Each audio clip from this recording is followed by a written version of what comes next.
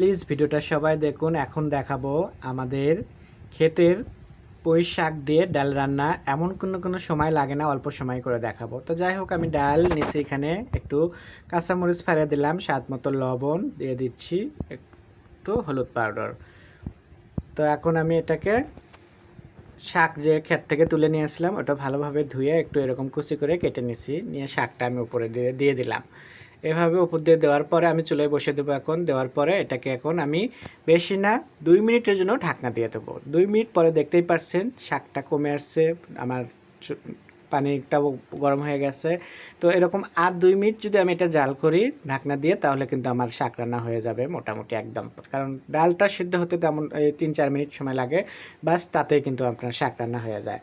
তো দেখতেই পাচ্ছ, তো শাকটা কিন্তু আমার খুব সুন্দর হয়ে, ডালটাও হয়ে গেছে। এখন বাগারের জন্য করে আমি এখানে রসুন কুচি আর পেঁয়াজ কুচি নিয়েছি, দিয়ে দিচ্ছি তেল। তো তেলটা দিয়ে এখন আমি এই বাগারের পেঁয়াজটাকে সুন্দর করে একটু লাল লাল করে ভেজে নেবো। আর এই ফাঁকে ওটা তো চুলের উপরে আসেই, গরম গরম ভাতের সাথে এটা খেতে কিন্তু একদম সেই মজা লাগে। তো আমার এটার সাথে আজকে থাকতেছে হলোকার পেঁপে দিয়ে আমি রান্না করেছি হলোকার শিং মাছ।